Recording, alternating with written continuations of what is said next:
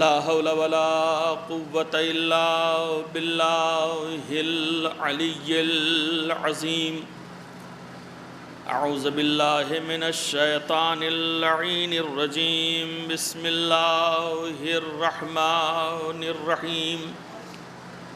الحمد لله رب العالمين، والصلاة والسلام على أشرف الأنبياء والمرسلين، شفیع ذنوبنا وحبیب قلوبنا وطبیب نفوسنا، سیدنا و مولانا ابی القاسم محمد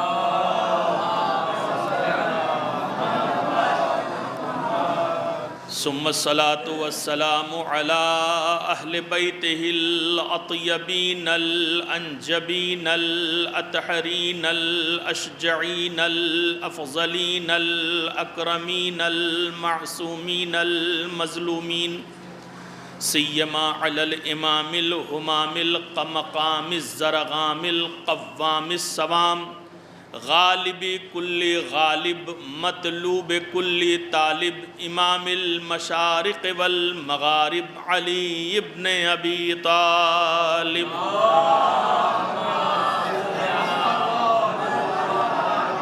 فاتح خیبر و خندق، قاتل مرحب و انتر، والد شبیر و شبر. اما بعد فقد قال الله تبارك وتعالى في كتابه الكريم. بسم الله الرحمن الرحيم. إنا أعطيناك الكوثر فصل لربك وانحر إن شانئك هو الأبتر. صلوات پڑھتے ہیں.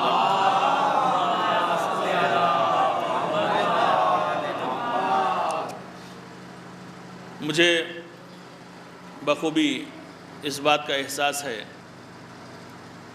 کہ تقریباً 10:30 بجے سے آپ حضرات مجلس میں تشریف فرما ہیں اور مسلسل فضائل اور مصائب شہزادی کونین سماعت فرما رہے ہیں. تھوڑی سی دوسری مجلس میں دقت ہوتی بھی ہے، لیکن انشاءاللہ اگر آپ ساتھ دیں گے تو کچھ باتیں آپ تک پہنچاؤں گا، انشاءاللہ کوشش کروں گا. چونکہ آپ کے اس گاؤں میں، اس علاقے میں پہلی مرتبہ حضور کا شرف حاصل ہوا ہے، لہذا کچھ باتیں آپ حضرات سے کر کے میں آپ سے اجازت لے لوں گا، اور میں دیکھتا رہوں گا کہ آپ کا چہرہ انور کیا کہہ رہا ہے. جب میں دیکھوں گا کہ خستگی زیادہ بڑھ گئی ہے تو پھر انشاءاللہ میں اپنی مجلس کو اور اپنی گفتگو کو تمام کر دوں گا. صلوات پڑھ دیں محمد و آل محمد پہ.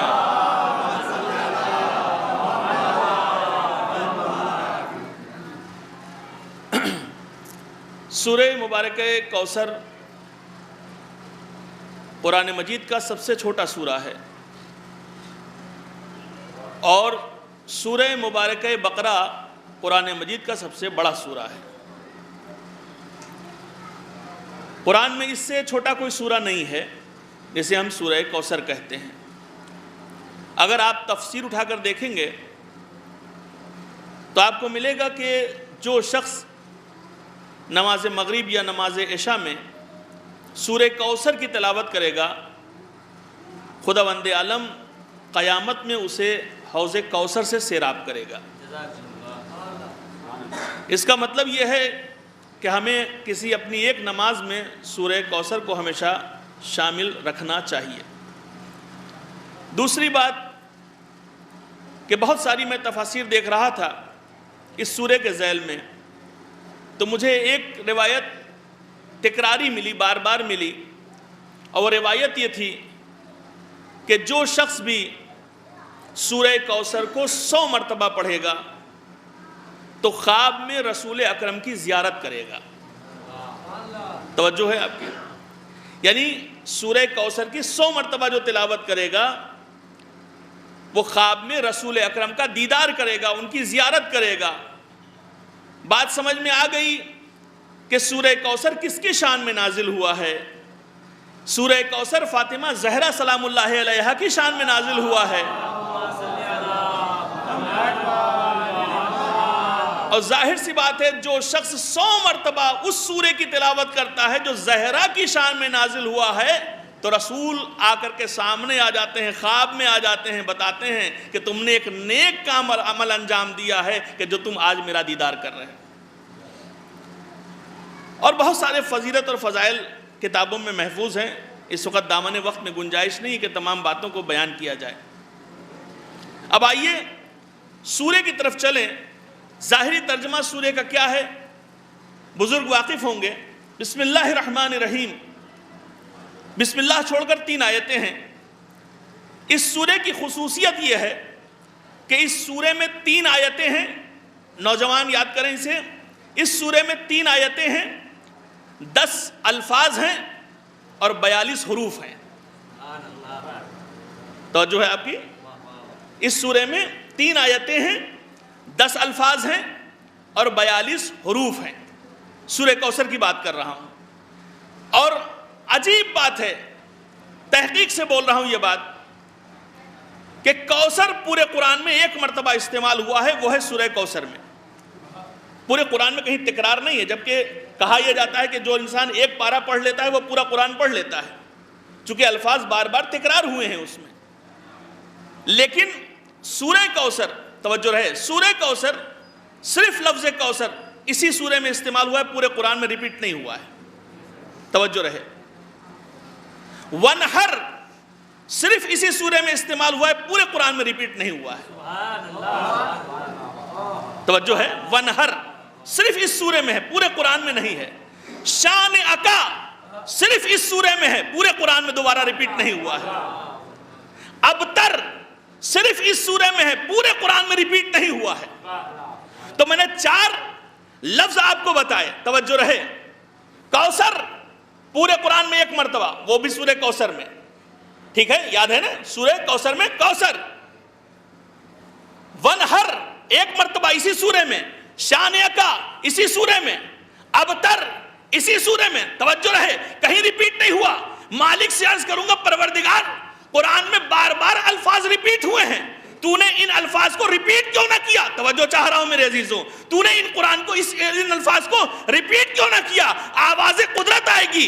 یہ سورہ ہے زہرا کی شان میں، جب کائنات میں زہرا ایک ہے۔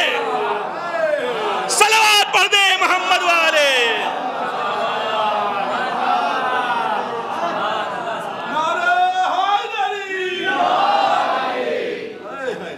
توجہ ہے، جب پوری کائنات میں فقط ایک زہرا ہے تو وہ الفاظ بھی ایک ہی رہیں گے جو ان کی شان میں نازل ہوئے ہیں۔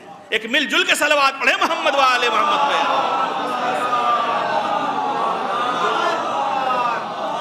بسم اللہ الرحمن الرحیم، انا اعطیناک الکوثر، اے میرے حبیب ہم نے آپ کو کوثر عطا کر دیا۔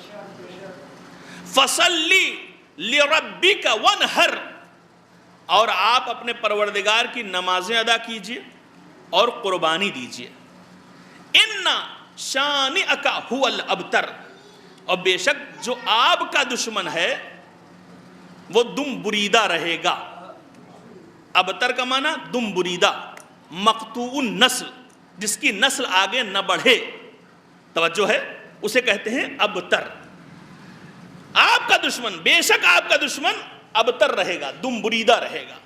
ترجمہ سماعت کیا آپ نے، الفاظ میں نے آپ کو بتا دیے سورے کے۔ اب ذرا سا آگے بڑھیے، یہ سورہ نازل کیوں ہوا؟ 2 لفظوں میں بتاتا چلا ہوں، بحث تو بہت تفصیلی ہے۔ کیوں نازل ہوا ہے سورہ؟ تو اب پھر آپ کو تاریخ میں لے چلتا ہوں۔ جناب خدیجہ کی دولت ختم ہو گئی، سب کچھ اسلام پر قربان کر دیا۔ ایک وقت وہ آ گیا، اب فاقے کی نوبت ہے، ٹھیک ہے، فاقے کی نوبت ہے، اب پیسہ نہیں ہے، دولت نہیں رہی۔ اب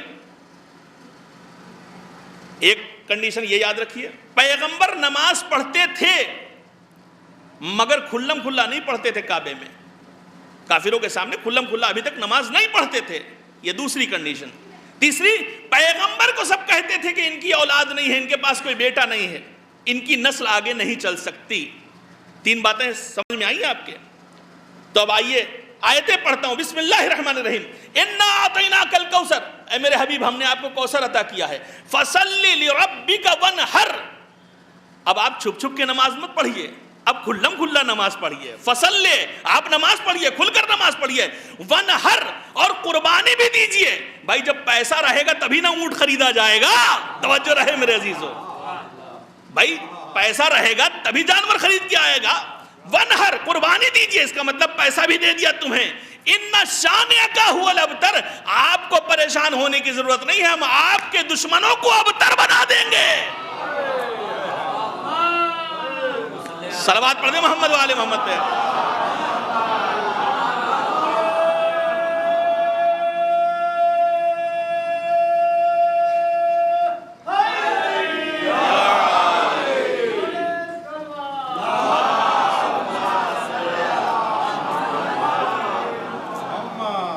ہم آپ کے دشمنوں کو ابتر بنا دیں گے۔ وہ آپ کو کہتے ہیں آپ کو پریشان ہونے کی ضرورت نہیں ہے، آپ کو ملول ہونے کی ضرورت نہیں ہے، آپ کو اپنا دل دکھانے کی ضرورت نہیں ہے۔ ان شانئک ھو الابتر، ہم ہیں نا، ہم یہ کام کریں گے۔ توجہ رہے میرے عزیزو، اور بات یہاں تک پہنچ گئی ہے تو چلیے بہت ابتدا سے بات شروع کرتے ہیں پھر سے۔ بھائی شہزادی کونین کا وجود کائنات میں کیسے پہنچا، اس کے بارے میں علم ہونا چاہیے کہ نہیں؟ شہزادی کائنات میں کیسے آئیں، یہ پتہ ہونا چاہیے کہ نہیں؟ آپ نے رسول کی معراج بہت مرتبہ سنی ہوگی، رسول معراج پہ گئے، رسول معراج پہ گئے، کس لیے گئے؟ کوئی کام ہوگا نا۔ تو رسول کی بہت ساری معراجیں ہیں، اور مسلمانوں کے گلے سے پہلی ہی معراج نہیں اتر رہی ہے، ایک ہی معراج نہیں اتر رہی ہے، بہت سوں کی بات بعد میں کی جائے گی۔ تو اب میں کچھ وجہ بتاتا ہوں، ان تمام وجوہات میں ایک وجہ بتاتا ہوں کہ اللہ نے رسول کو معراج پر کیوں بلایا۔ دیکھیے بات بھٹک مت جائیے گا، بات شہزادی کونین کی ہی ہو رہی ہے، میں موضوع پر پڑھنے کا عادی ہوں، ادھر ادھر نہیں جاؤں گا۔ اللہ نے اپنے حبیب کو معراج پر کیوں بلایا؟ کوئی وجہ رہی ہوگی نا۔ تو وجہ کیا تھی؟ کہا میرے حبیب تشریف لائیے، آپ کو بلایا جا رہا ہے، آپ کا انتظام کیا جائے گا۔ اور اپنے حبیب کو بلانے سے پہلے وہاں انتظام اللہ نے درست کیا، ایک کم 1,24,000 انبیاءوں کو، صلوات پڑھ دیں محمد علیہ، ایک کم 1,24,000 انبیاء کو وہاں بلا کر بٹھال دیا کہ میرا حبیب آ رہا ہے، جب آئے تو تم لوگ استقبال کرنا، جب آئے تو دستبوسی کرنا۔ توجہ رہے میرے عزیزو، اب جبریل براق لے کر کے آئے، جبریل سواری جو لے کر کے آئے اس کا نام ہے براق۔ براق کسے کہتے ہیں؟ برق سے بنا ہے لفظ براق، برق کہتے ہیں لائٹ کو۔ جب ٹرانسفارمر سے لائٹ چالو ہوتی تو آپ کے گھر میں کتنی دیر میں پہنچتی ہے؟ ٹائم کتنا لگتا ہے؟ ادھر اس نے کاؤنٹر گرایا، ادھر لائٹ آ گئی، کوئی پتہ نہیں لگا سکتا جلدی کہ کتنی دیر لگی۔ تو یہ انسانوں کی بنائی ہوئی برق ہے، اور اللہ نے جو بھیجی تھی وہ خود اپنی بنائی ہوئی برق بھیجی تھی۔ تو جب اس لائٹ میں اتنی رفتار ہے تو اللہ کے براق میں کتنی رفتار رہی ہوگی؟ اس نے براق بھیجا، توجہ سے سنتے چلیے، اس نے براق بھیجا، جبریل کو بطور خادم ساتھ میں رکھا، خدمت گزار، چلے ساتھ ساتھ چلے، پہلا آسمان کراس کر لیا، دوسرا آسمان کراس کر لیا، تیسرا آسمان کراس کر لیا، چوتھا نکل گئے، 5ویں پہ پہنچے۔ توجہ رہے، 5ویں پہ پہنچے، بعض روایت میں 3رے میں بھی ہے، یہ روایت 3رے میں بتاتی ہے کہ 3رے آسمان پہ پہنچے، چلیے اسی کو مان لیتے ہیں، 3رے آسمان پہ پہنچے۔ تو اب وہاں پر تمام انبیاء بیٹھے ہوئے ہیں، انتظار کر رہے ہیں کہ حضور کی سواری آ جائے، حضور کی دستبوسی ہو جائے، چہرے انور کی زیارت ہو جائے۔ آدم منتظر ہیں، نوح منتظر ہیں، ابراہیم منتظر ہیں، اسماعیل منتظر ہیں، اسحاق منتظر ہیں، یعقوب منتظر ہیں، یوسف منتظر ہیں، لوط منتظر ہیں، یعقوب منتظر ہیں، ایک کم 1,24,000 انبیاء بیٹھ کر انتظار کر رہے ہیں کہ میرے حضور کی سواری آ جائے. توجہ رہے میرے عزیزو. ادھر آواز آئی کہ حضور کی سواری آئی. جیسے ہی حضور کی سواری سامنے آئی، آدم احترام کے لیے کھڑے ہوئے، نوح احترام کے لیے کھڑے ہوئے، ابراہیم احترام کے لیے کھڑے ہوئے، عیسیٰ احترام کے لیے کھڑے ہوئے، موسیٰ احترام کے لیے کھڑے ہوئے. ایک کم 1,24,000 انبیاء احترام محمد کے لیے کھڑے ہو گئے. توجہ رہے میرے عزیزو. تو ایک کم 1,24,000 انبیاء جس کا احترام کریں اسے محمد کہتے ہیں، اور محمد جس کے احترام میں کھڑے ہو جائے اسے فاطمہ کہتے ہیں. صلوات پڑھ دے محمد والے.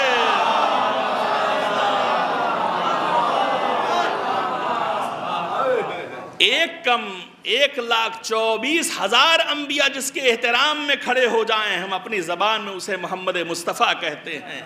اور اگر فاطمہ آ جائیں تو احترام میں خود محمد مصطفیٰ کھڑے ہو جائیں. صلوات پڑھ دیں محمد والے.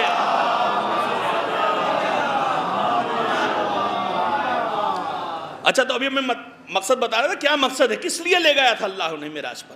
ایک مقصد، بہت سارے مقصد ہیں، ایک مقصد بتا رہا ہوں.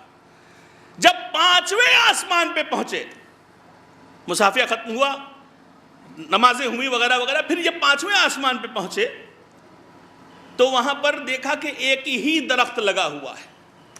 توجہ، ایک ہی بڑا سا درخت لگا ہوا ہے اور اس میں ایک ہی سیب لگا ہوا ہے. جب وہاں پہنچے تو جبریل پیغمبر کو اس درخت کے پاس لے گئے، اس درخت کے پاس لے گئے اور فرمانے لگے کہ یا رسول اللہ، یہ جو سیب دیکھ رہے ہیں نا، کہاں اسے توڑیے اور کھا لیجئے. توجہ رہے، اسے توڑیے اور کھا لیجئے. اچھا بھائی، ذرا سا انسانی مزاج کی طرف چلیے.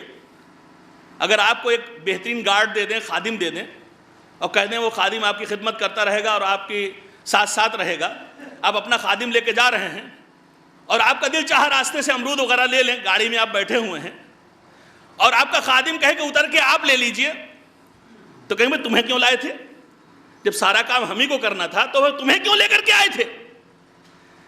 بھائی، جبریل کو بطور خادم بھیجا گیا ہے. تو کام کیا تھا؟ جبریل کو چاہیے تھا کہ وہ سیب توڑتے اور حضور کی خدمت میں پیش کر دیتے. لیکن جبریل کیا کہہ رہے ہیں؟ یا رسول اللہ، توڑیے اور کھا لیجئے. توجہ رہے. تو اب رسول نے پوچھ لیا، اے جبریل، یہ سیب کیسا ہے؟ اچھا، کچھ کم پڑھے لکھے مسلمان یہ بھی سمجھ لیتے ہیں اگر رسول کچھ پوچھ رہے تو کہتے ہیں جانتے ہی نہیں تھے، وہ تو جبریل نے پڑھایا تھا تب پتا چلا. ایک صلوات پڑھ دے محمد والے محمد پہ. بھائی، رسول پوچھتے اس لیے تھے کہ یہ میسج ہم تک پہنچ جائے. سوال یہی تو پوچھا کہ ایسا کیا ہے اس سیب میں؟ توجہ رہے، اس سیب میں ایسا کیا ہے؟ فرمانے لگے کہ یا رسول اللہ، اس سیب میں آپ کی بیٹی فاطمہ کا نور ہے. دیکھیں حضرت زہرا کون شخصیت ہے، کس شخصیت کو زہرا کہتے ہیں. اس سیب میں آپ کی بیٹی فاطمہ کا نور ہے. اب پتا چلا نور زہرا اتنا پاک ہے کہ جبریل بھی ہاتھ نہیں لگا سکتے. جبریل اگر ہاتھ لگانا چاہیں تو نہیں لگا سکتے، اس لیے کہ نور زہرا کا مسئلہ ہے. اچھا، تو اب اس سیب کو رسول نے توڑا اور کھایا اور پھر معراج سے واپس لوٹے ہیں تو اللہ نے زہرا عطا کی. اب توجہ رہے میرے عزیزو، زہرا میں اور قرآن میں فرق محسوس کرتے ہیں کہ نہیں کرتے آپ؟ بھئی، فاطمہ کسے کہتے ہیں اور قرآن کسے کہتے ہیں؟ قرآن اسے کہتے ہیں کہ اللہ نے کہا میرے حبیب اگر آپ میدان میں رہیے اور ضرورت پڑے تو قرآن بھیج دیں گے، آپ سجدے میں رہیے اور ضرورت پڑے قرآن بھیج دیں گے، آپ گھر میں رہیے ضرورت پڑے قرآن بھیج دیں گے، آپ بازار میں رہیے ضرورت پڑے قرآن بھیج دیں گے، آپ محراب میں رہیے ضرورت پڑے قرآن بھیج دیں گے۔ تو جب جب ضرورت پڑے گی ہم قرآن بھیج دیں گے، مگر زہرا کی ضرورت ہے تو بھیجیں گے نہیں، آ کر لے جاؤ۔ صلوات پڑھ دے محمد والے۔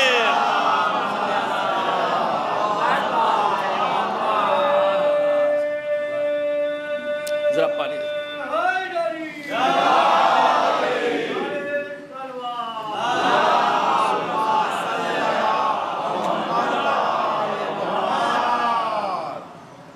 ایک اور صلوات پڑھیں.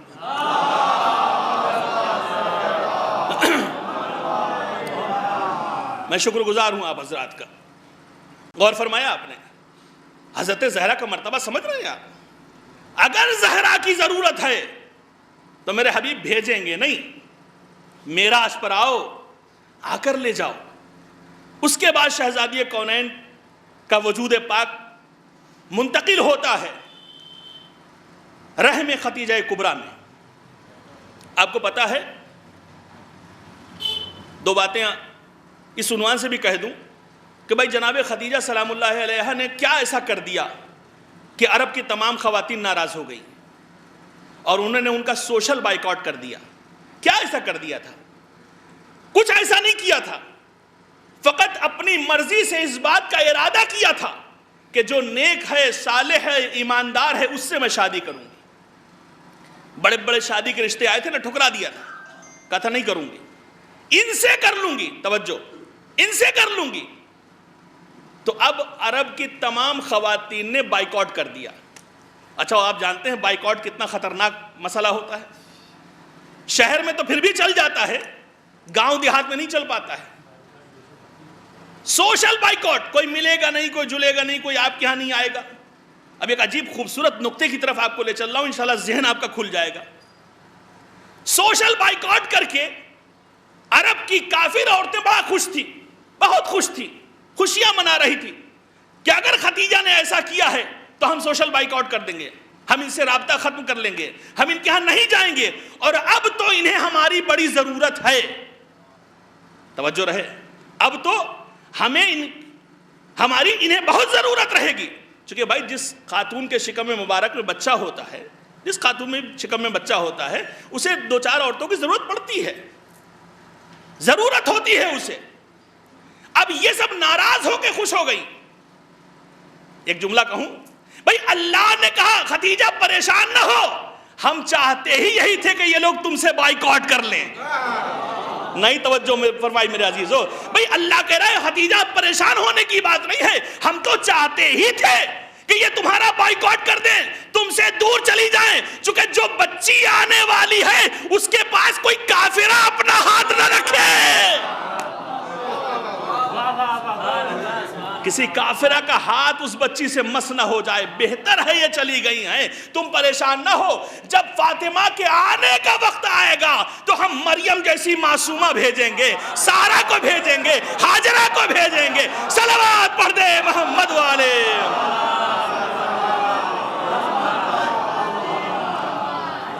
اس کا مطلب یہ ہے کہ جب انسان اللہ کے لیے دشمنی مول لے لیتا ہے تو پھر اللہ اس کا ساتھ نہیں چھوڑتا ہے.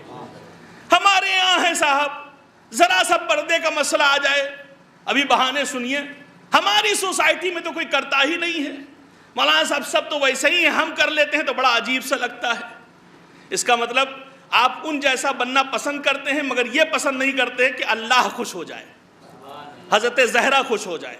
آج ہمارے سماج اور برادری سے آہستہ آہستہ پردہ چلا جا رہا ہے, آہستہ آہستہ, اور وہ بھی کبھی کبھی مذہبی گھرانوں میں بھی یہ ہو رہا ہے. توجہ چاہ رہا ہوں, مذہبی گھرانوں میں یہ ہو رہا ہے, کبھی بچے کو اور بچیوں کو پڑھانے کے نام پہ یہ ہو رہا ہے. ہم کہتے ہیں کیا کریں مولانا صاحب, بچی اسکول جاتی ہے, وہ لوگ پردہ لگانے نہیں دے رہے ہیں, وہ لوگ پردہ نہیں کرنے دے رہے ہیں. تو بھائی کیا کسی نے آپ کا ہاتھ پیر باندھ رکھا ہے کہ آپ کو اسی اسکول میں پڑھانا ہے؟ آپ کوئی ایسا اسکول بھی تلاش کیجئے جہاں حجاب الاؤ ہو, وہاں جائیے. بھئی فرانس کے لوگ کیسے جیالے ہیں, میں 12 سال وہاں رہا ہوں, فرانس کے لوگ کیسے جیالے ہیں. جب تک وہاں پردے پر بینڈ نہیں تھا, ہو سکتا ہے 2-4-10 ویسے ہی نکل جاتی ہوں. جس دن سے پردے پر بینڈ لگا ہے اور انسان کا چالان ہو رہا ہے, اس دن سے ہر مسلمان پردہ کر کے باہر نکلنے لگا. کیوں؟ چونکہ مسئلہ خدا کا ہے اور بندے کا ہے. ایک صلوات پڑھ دیں محمد والے.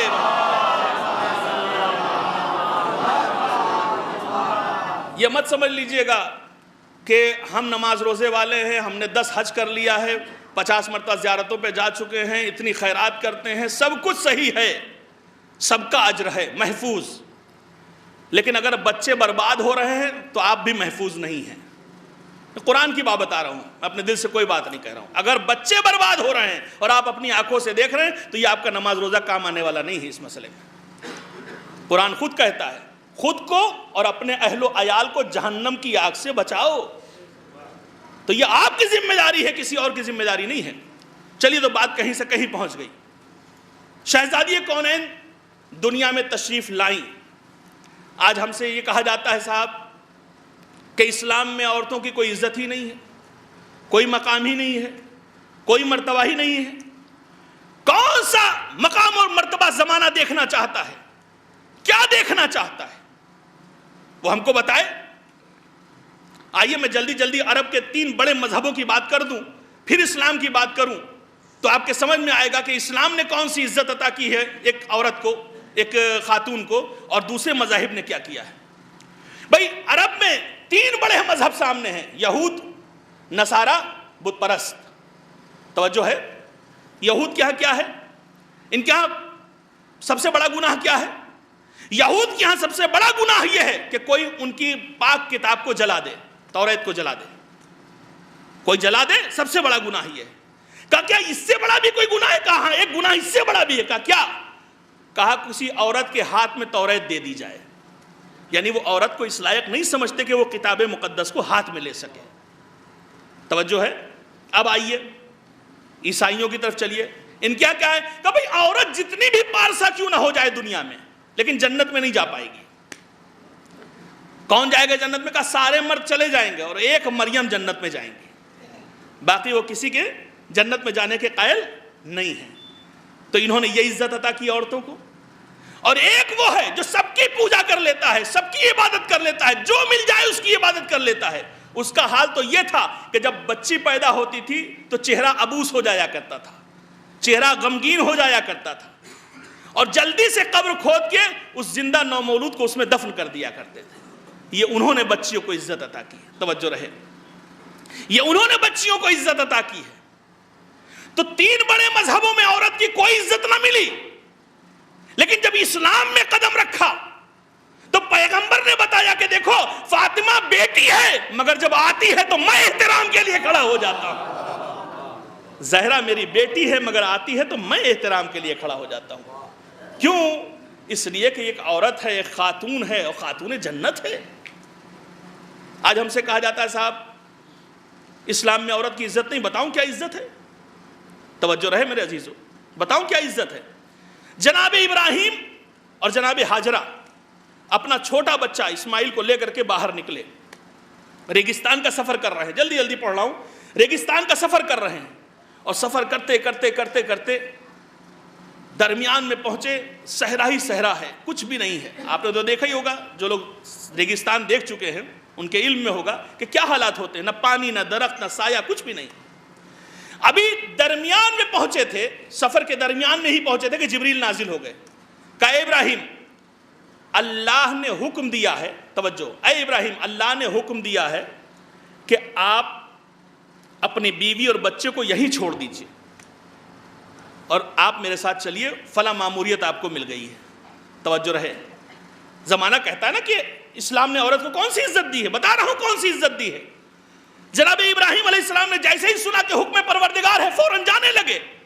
میں کہوں گا بی بی ہاجرہ ابراہیم سے روک کر پوچھ تو لیجئے کہ میرا بچہ پیاسا ہوگا تو کیا ہوگا، بھوک لگے گی تو کیا ہوگا.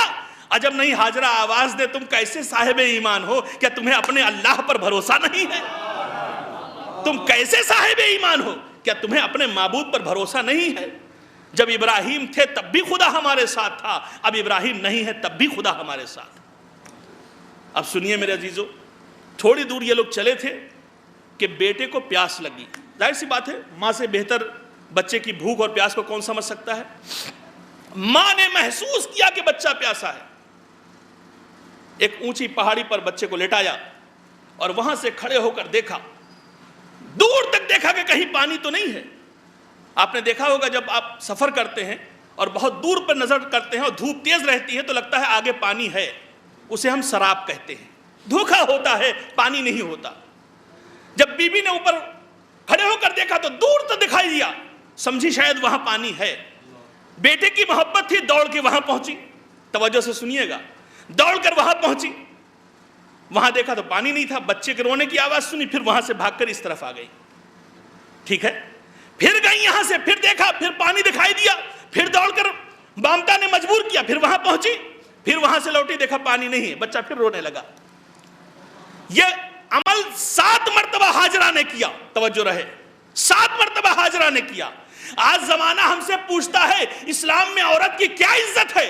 میں یہ بتانا چاہتا ہوں کہ اسلام میں عورت کی وہ عزت ہے، اللہ نے جناب ہاجرہ کی اس دوڑ کو حج میں شامل کر کے مردوں کو حکم دے دیا، اگر تم بھی ہاجرہ کے نقش قدم پر نہ چلو گے تو تمہارا حج قبول نہ کروں گا۔ صلوات پڑھ دے محمد والے۔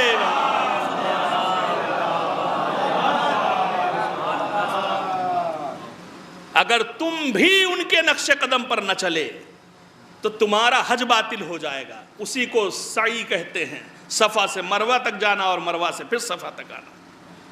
غور فرمایا آپ نے؟ اور میرے عزیزو، آج کے حالات کچھ ایسے بنے ہوئے ہیں، اب تو سوشل میڈیا کا زمانہ ہے، سب کچھ واضح ہے کہ کیا ہو رہا ہے اور کیسے ہو رہا ہے۔ دیکھیے بچوں کی تربیت میں، پھر ایک جملہ آگے عرض کر رہا ہوں، والدین بیٹھے ہوئے ہیں تو سنیں میری بات کو غور سے، بچوں کی تربیت میں انصاف سے کام لیں۔ گھروں میں انصاف نہیں ہوتا، بچوں کے درمیان انصاف نہیں ہوتا تو آگے چل کے وہی بچے بھائی بھائی دشمن بن جاتے ہیں، یا وہ بچہ جس کا صحیح سے جسے انصاف نہیں ملا ہوتا ہے وہ ماں باپ کا مخالف ہو جاتا ہے۔ یہ آپ کو کب پتہ چلتا ہے؟ جب بچہ 20 سال 22 سال کا ہو جاتا ہے یا کمانے لگتا ہے، تب آپ کو احساس ہوتا ہے۔ پلٹ کر بولتا ہے، اس وقت بول نہیں پاتا، جب کمانے لگتا ہے تو بولتا ہی ہے وہ کہ آپ نے ہمارے لیے کیا ہی کیا، ان کو تو بڑا پیار کرتے تھے، ان کے تو بڑے نخرے اٹھاتے تھے، ان کو تو بڑی بلائی کھلاتے تھے، اور ہمارا کیا؟ ہم چائے روٹی پہ چلے جاتے تھے۔ تو یہ سب بعد میں سننے کو ملتا ہے، میں حقیقت پیش کر رہا ہوں آپ کے سامنے۔ بچے کی تربیت میں انصاف برتیں، انصاف ہونا چاہیے۔ اگر آپ نے بچوں کی تربیت میں دیکھیں انصاف کا کتنا خیال رکھا جاتا ہے، عرض کروں آپ سے، پیغمبر اسلام تشریف فرما ہے اور سامنے ایک شخص کھڑا ہوا ہے عرب، 2 بچوں کو لیے ہوئے ہے، اس نے اپنے ایک بچے کے گال پہ پیار کیا اور پھر چپ چاپ کھڑا ہوگا، بات کرنے لگا۔ پیغمبر نے اسے بلایا، یہاں قریب آیا کہ یا رسول اللہ کوئی گستاخی ہوگی، کوئی بات ہوگی؟ کہا نہیں، میں پوچھنا چاہتا ہوں وہ دوسرا بچہ کس کا ہے؟ کہا میرا ہی ہے۔ تو کہا پھر تو نے اسے پیار کیا، اسے کیوں نہ کیا؟ کہا یا رسول اللہ بس اس سے کچھ زیادہ ہی محبت ہے۔ کہا نہیں، یہ کام کبھی مت کیا کرو، محبت ہے اس میں کوئی شک نہیں ہے، مگر ایک مرتبہ اسے پیار کرو تو ایک مرتبہ اسے بھی پیار کرو۔ اب شہزادی کونین کی سیرت اٹھا کر دیکھیں کہ بیوی نے کیسے انصاف کرنا سکھایا ہے، ہر خاتون کو سیکھنا چاہیے، اس لیے کہ کردار شہزادی کونین گھر گھر میں ہونا چاہیے، فقط مجلس میں سننے کی چیز نہیں ہے، عمل میں لے آنے کی چیز ہے۔ اب سنیے شہزادی نے کیسے انصاف کیا۔ چھوٹا سا واقعہ پڑھ رہا ہوں حیات شہزادی کونین کا۔ حسن و حسین نے تختی لکھی، تختی بزرگ واقف ہیں، سمجھ سکتے ہیں، نوجوانوں کے لیے عرض کر رہا ہوں، لکڑی کی تختی ہوتی تھی، چاک سے لکھا جاتا تھا۔ دونوں بچوں نے تختی لکھی اور لکھ کر کے شہزادی کے پاس لائے کہ اماں دیکھیے میں نے اچھی لکھی ہے کہ بھیا حسین نے اچھی لکھی ہے، ٹھیک ہے؟ اگر ماں کہہ دے حسن نے اچھی لکھی ہے تو حسین کو دکھ ہوگا، اگر کہہ دیں حسین نے اچھی لکھی ہے تو حسن کو دکھ ہوگا۔ کہا اچھا کر بیٹا ایسا کرو، جاؤ اپنے نانا کے پاس جاؤ، وہ بہترین فیصلہ کرنے والے ہیں۔ وہاں سے دونوں بچے نانا کے پاس گئے۔ نانا دیکھیے میں نے تختی لکھی ہے، یہ بھیا حسین نے لکھی ہے، میری تختی اچھی ہے یا بھیا حسین کی اچھی ہے؟ پیغمبر نے کہا کہ ماں نے بھیجا ہے؟ کہا ہاں۔ کہا بیٹا میں نہیں، علی سے بہتر کوئی فیصلہ نہیں کر سکتا ہے، تم ان کے پاس جاؤ۔ سنیے حیات شہزادی کونین کے چھوٹے چھوٹے واقعات میں کتنا سبق اس کے اندر چھپا ہوا ہے۔ اب دونوں بچے بھاگ کر کے مولا کائنات کے پاس گئے۔ جب مولا کے پاس پہنچے، اب دونوں نے تختی دکھائی، دیکھیے بابا یہ میں نے لکھی ہے، یہ بھیا حسین نے لکھی ہے، آپ کی تختی میری تختی زیادہ اچھی ہے یا بھیا حسین کی؟ مولا کائنات نے کہا تمہیں کس نے بھیجا ہے؟ کہا نانا رسول خدا نے بھیجا ہے۔ کہا اپنی ماں کے پاس جاؤ، وہی تمہارا فیصلہ کریں گی۔ دیکھیں حضور میں جو بات عرض کرنا چاہ رہا ہوں، اب بیدار رہیے گا جو بات عرض کرنا چاہ رہا ہوں۔ اچھا تو پھر جب اب وہ دونوں بچے پھر ماں کے پاس آ گئے، اماں بتائیے میری تختی اچھی ہے یا بھیا حسین کی؟ نانا کے پاس گئے، انہوں نے بابا کے پاس بھیجا، بابا کے پاس گئے، انہوں نے پھر آپ کے پاس بھیج دیا۔ شہزادی کچھ نہیں بولتی۔ دیکھیے بچوں کے سب درمیان انصاف کیسے کیا جاتا ہے۔ شہزادی کچھ نہیں بولی، موتیوں کا ایک ہار پہنے ہوئی تھی، صدیقہ کبریٰ نے اسے اتارا، موتیوں کو نکالا اور زمین پر رول دیا، کہا جاؤ حسن و حسین موتیاں اٹھا لاؤ، جس کی موتی زیادہ ہوگی اس کی تختی زیادہ اچھی ہے۔ توجہ رہے میرے عزیزو، ایک دانہ حسن نے اٹھایا، ایک حسین نے اٹھایا، دو حسن نے اٹھایا، دو حسین نے اٹھایا، تین حسن نے اٹھایا، تین حسین نے اٹھایا، کرتے کرتے ایک دانہ دور نکل گیا تھا، اب دانہ ایک بچا، امام دو بچے، اللہ نے کہا جبریل اس کے دو ٹکڑے کر دو، جبریل اس کے دو ٹکڑے کر دو۔ جبریل نے دو ٹکڑے کیے، آدھا حسن نے اٹھایا، آدھا حسین نے اٹھایا، ماں کے پاس لائے، جب حساب کیا گیا تو دونوں کی پوتیاں برابر نکلی، اسی لیے تو کہا ہے حسن و حسین جوانان جنت کے برابر کے سردار ہیں۔ صلوات پڑھ دے محمد والے۔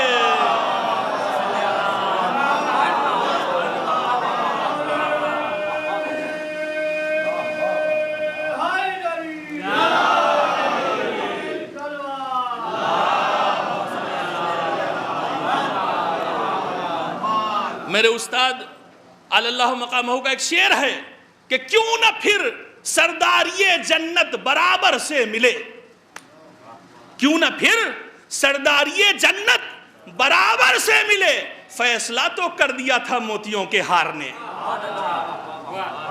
غور فرمایا آپ نے؟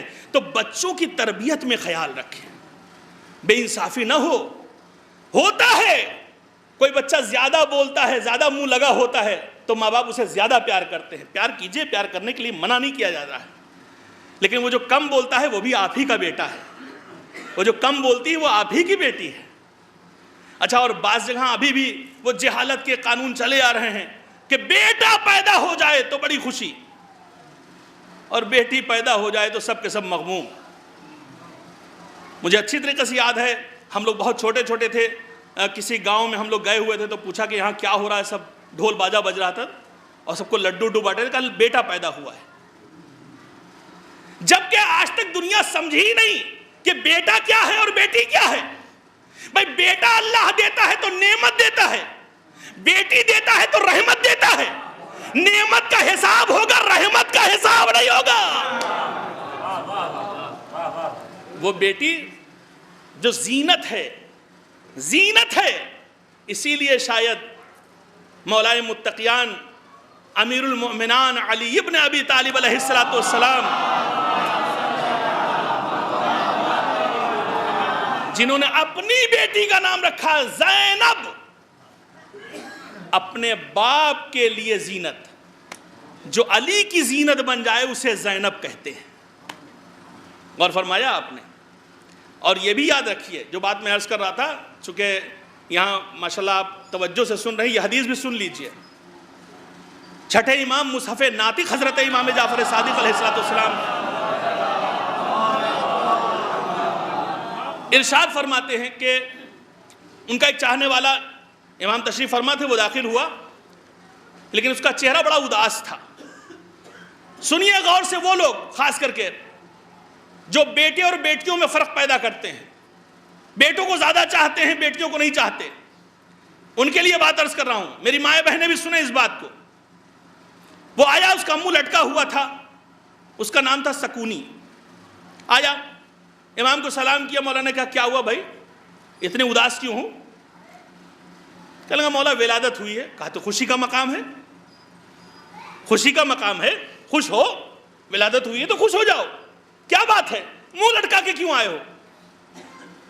کہنے لگا نہیں کوئی ایسی خاص بات نہیں ہے، بس ایک بات کہنا چاہ رہا تھا۔ کیا ہے، کہو۔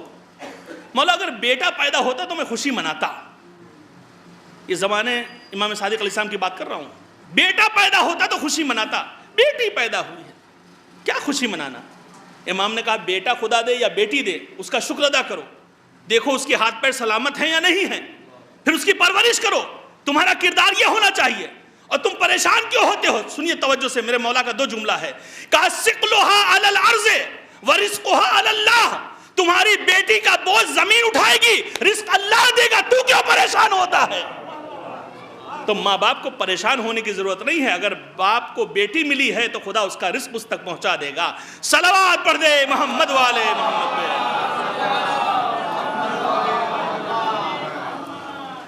آج زمانے میں ہم سے کہا جاتا ہے کہ ہر وقت جب آپ لوگ مجلس کرتے ہیں فاطمہ فاطمہ، سیدہ سیدہ، زہرا زہرا، صرف انہی کا ذکر کرتے ہیں آپ لوگ.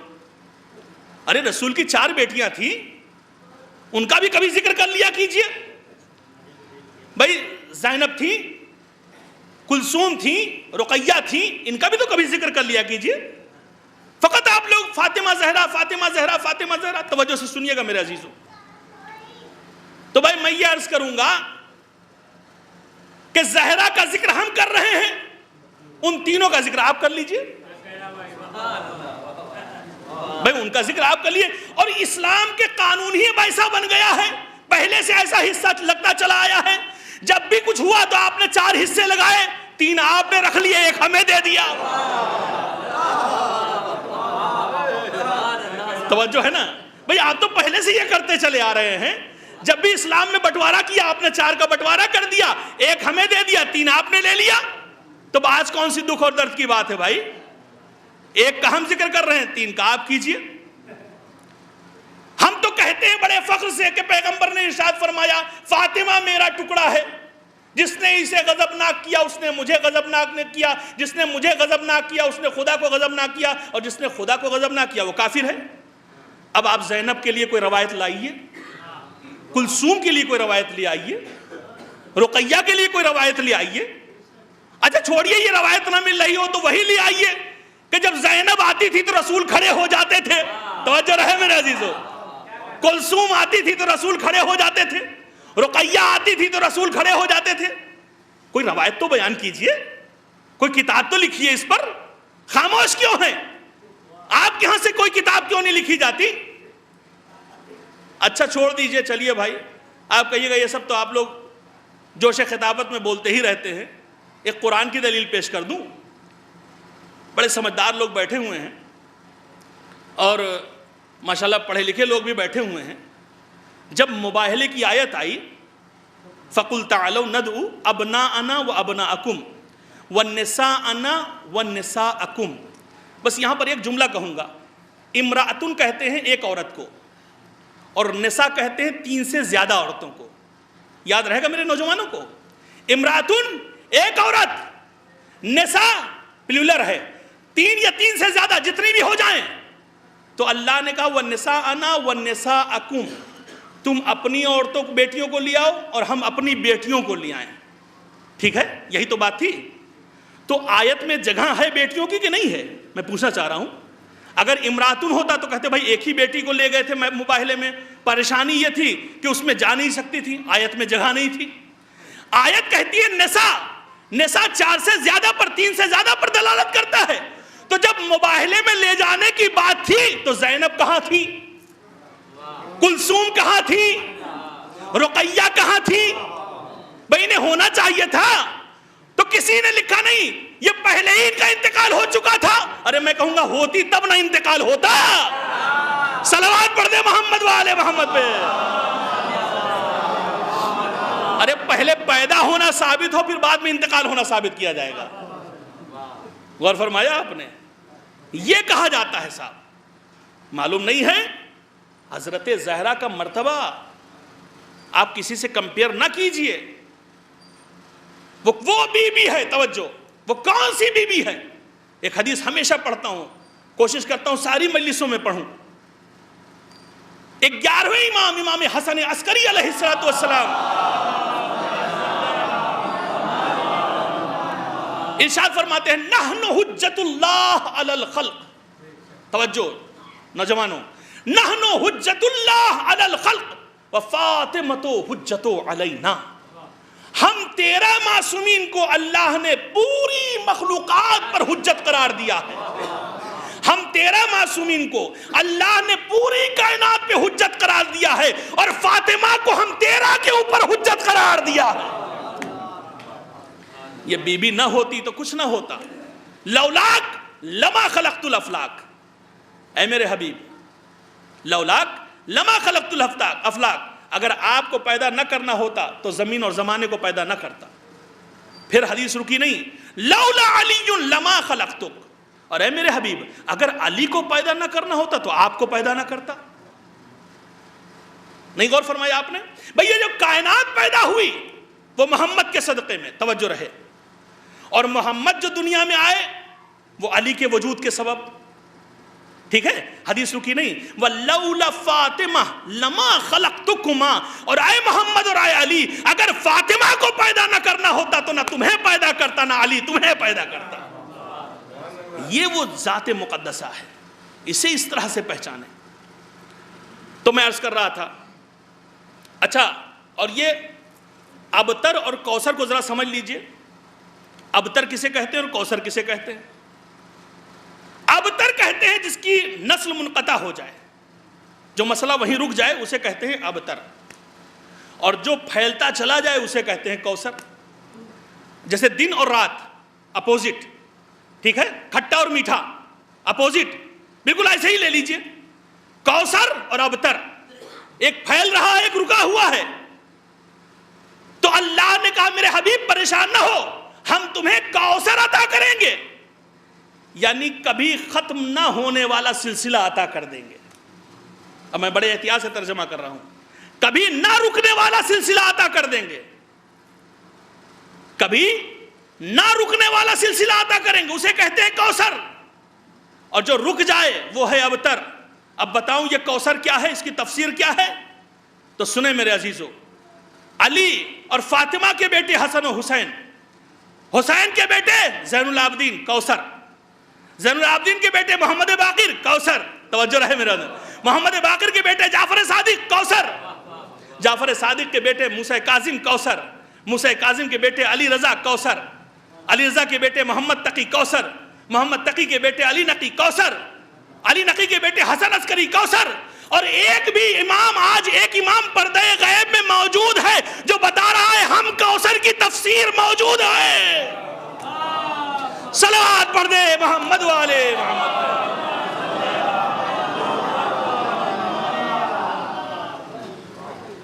اب آخری بات کہہ کر کے میں مصائب کی طرف چلا جاؤں گا، دامن وقت میں گنجائش نہیں رہی بہت زیادہ. لوگ کہتے ہیں 4 بیٹیاں تھیں، 4 بیٹیاں تھیں، 4 بیٹیاں تھیں. آج یہاں سے سمجھ کے جائیے کہ قرآن میں لکھا ہے کہ رسول کی ایک بیٹی تھی.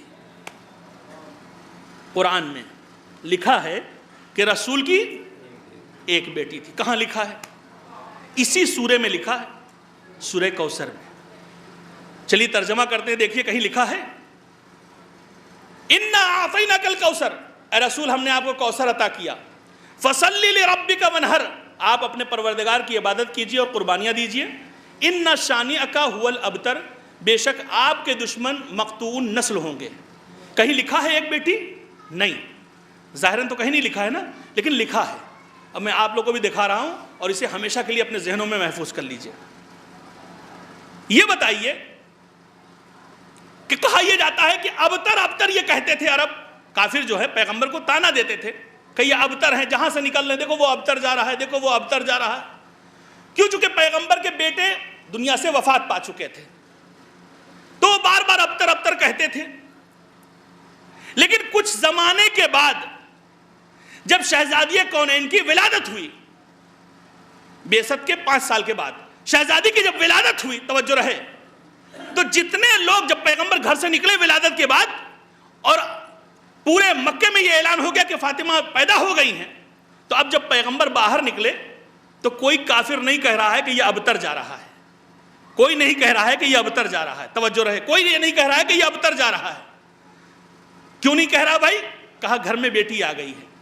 ایک سوال میں پوچھوں آپ سے، بھائی جب پیغمبر کی 4 بیٹیاں تھیں اور 3 بیٹیاں گھر میں بیٹھی تھیں تو یہ کافروں کو ہو کیا گیا تھا کہ جب پیغمبر نکلتے تھے تو کہتے تھے ابتر جا رہا ہے؟ توجہ رہے میرے عزیزو، جملہ ضائع نہ ہو جائے. یہ کیا ہو گیا تھا؟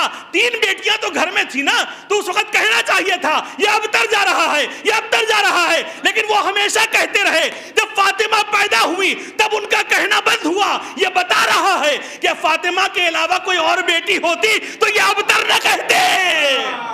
صلوات پڑھ دے محمد والے.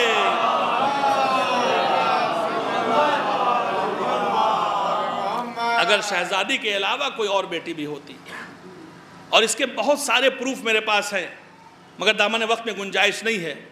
آپ اگر بیٹھ کر کے تاریخ کا ذرا مطالعہ کر لیں، وقت اگر ملے تو تاریخ کا مطالعہ کیجئے اور دیکھیے پیغمبر کی شادی کب ہوئی ہے، شہزادی کب پیدا ہوئی ہیں، وہ سن حساب کر کے پتہ چل جائے گا آپ کو کہ یہ سب جھوٹی روایتیں ہیں. 4 بیٹی ہو ہی نہیں سکتی ہیں. بہت شارٹ پیریڈ میں کیسے ہو سکتا ہے کہ 4 بیٹی جوان بھی ہوئی ہیں، ان کی شادی بھی ہو گئی، اور پیغمبر نے 3 داماد کافر لے لیے اور 1 داماد کل ایمان لے لیا؟ کیسے ہو سکتا بھائی؟ سب عقل میں آنے والی باتیں نہیں ہیں. کسی کو بٹھا لیے، انصاف سے بات کیجئے، کوئی اس میں لڑنے جھگڑنے خدا نخواستہ مسئلہ نہیں ہے. سمجھداری کی بات عرض کر رہا ہوں آپ سے. ایک ہی اکلوتی بیٹی ہے. بس آخری ایک بات کہہ کر کے میں آپ سے اجازت لے لوں گا. اللہ نے میراث میں بیٹوں کا 2 حق رکھا اور بیٹی کا 1 حق رکھا. ایسا کہ نہیں ہے بھائی؟ بیٹوں کا 2 حق ہے، بیٹی کا 1 حق ہے. اگر بیٹے موجود رہیں تو بیٹی کو 1 ملے گا، بیٹوں کو 2 ملے گا.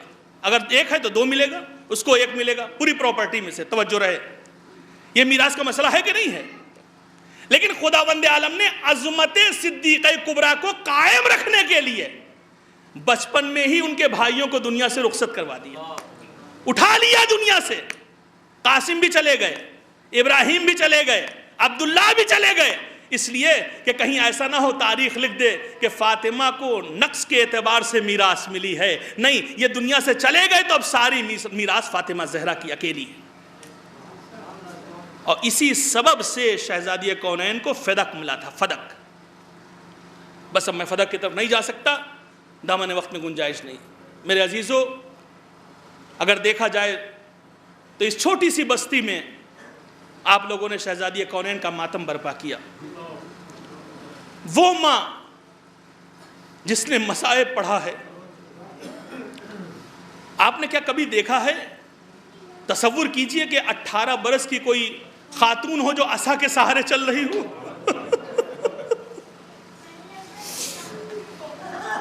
کیا یہ ممکن ہے کہ 18 برس کی کوئی خاتون عصا کے سہارے چلے؟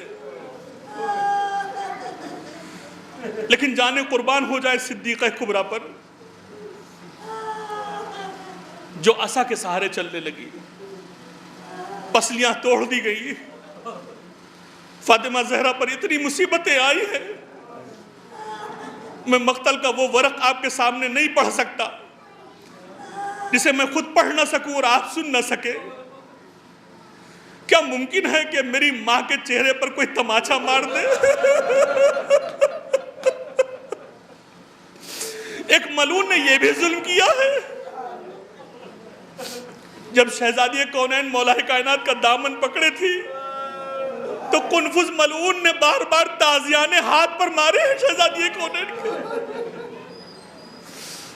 کیا کیا مقتل کا بیان کیا جائے.